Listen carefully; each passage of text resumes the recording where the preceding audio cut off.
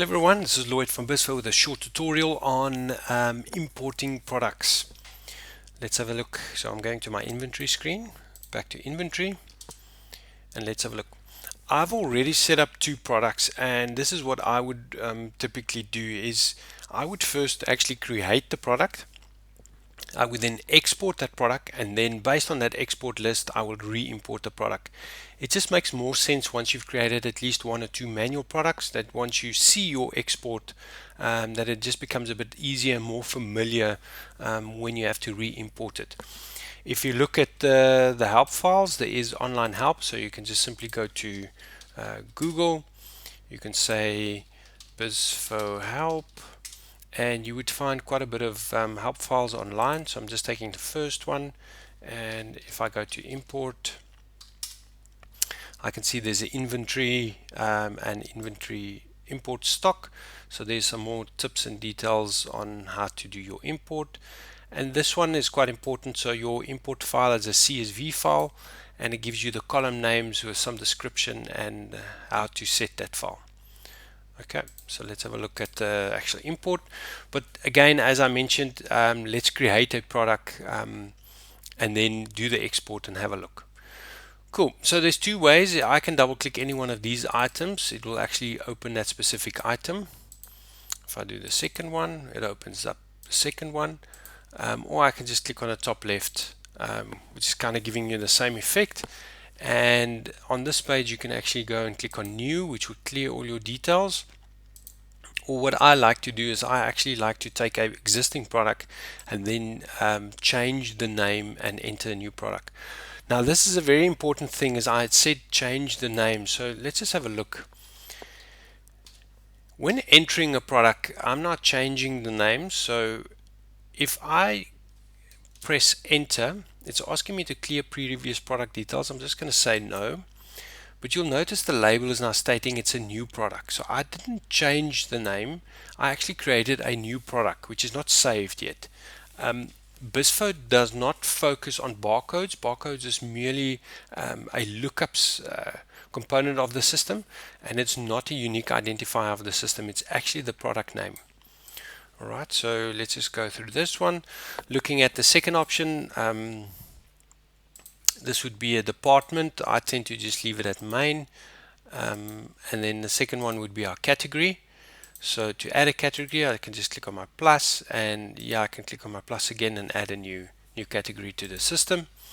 In this case I've created some, so I'm just clicking on drinks, and we've selected that one, and then give it a cost price, give it a retail price, and give it a barcode. What is important as well is make sure that you know what this product is. Is it a unit, a cool drink? Is it something you're selling per kilogram, per liter, per meter? And then the meat guys, they tend to do per barcode, per kilogram or per units. This just means that the price is actually extracted from the barcode. And then a possible non-stock item. So this could be a service item. And the difference between this and other items would be the stock quantity is not being deducted because it's service based. It's not actually a stock holding item. Alright, good. So let's just give it a item code. Let's make it 13. Save, yes. Alright, so now I've got some data in the system which is familiar to me. As a tip, you can move your columns, and you can save the column orders as it would make sense to you. There's quite a bit of information and detail within the system, so you can do that. There's some barcodes,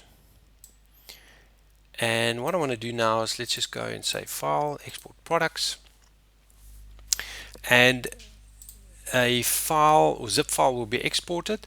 And what I've done is I've opened up the zip file, and let me go to a completed one.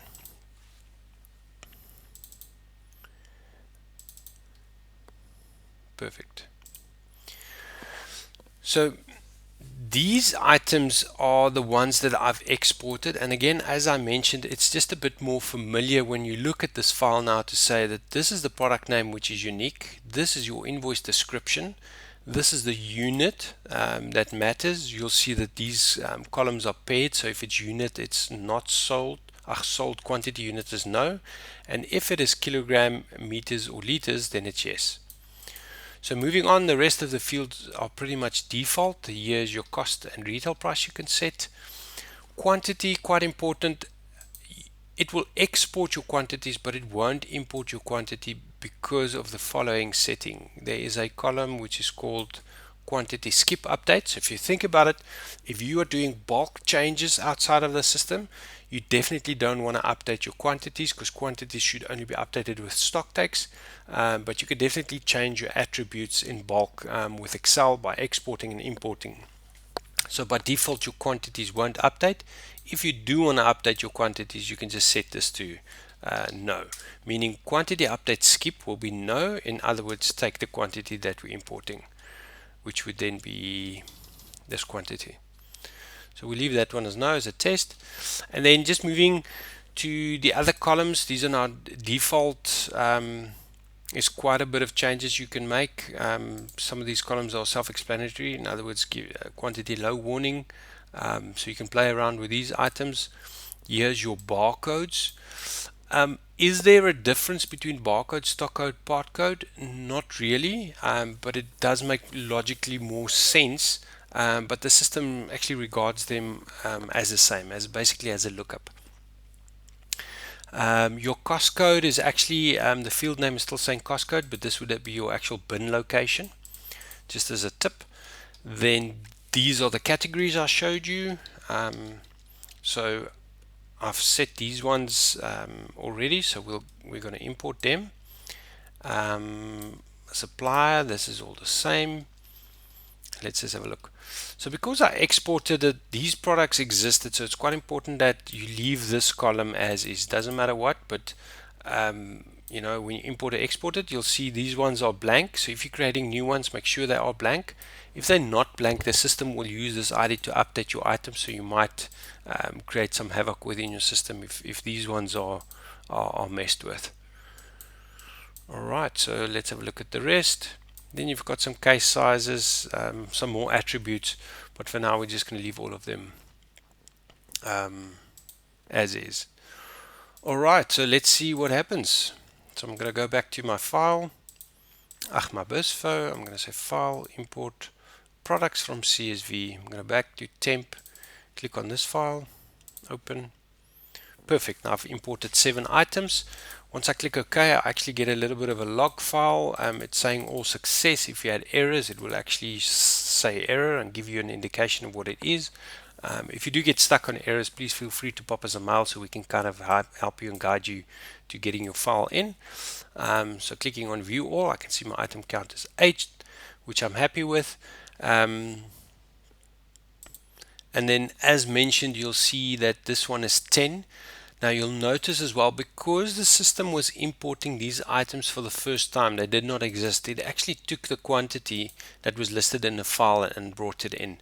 It's not a train smash. If you want to clear these quantities, you can just go select all, quantity, set all product quantity to 0, and all my product quantities are set to 0. So from here, as a tip, as you've seen, if I right click, there's quite a bit of functionality that we can do with regards to quantities or setting quantities, but we'll go to more detail into that in coming videos on these individual functions and what we want to do. For now, the purpose of this video was just simply to show you how to create an item within the system, export it and re-import that product into the item, into the Bizzfo point of sale.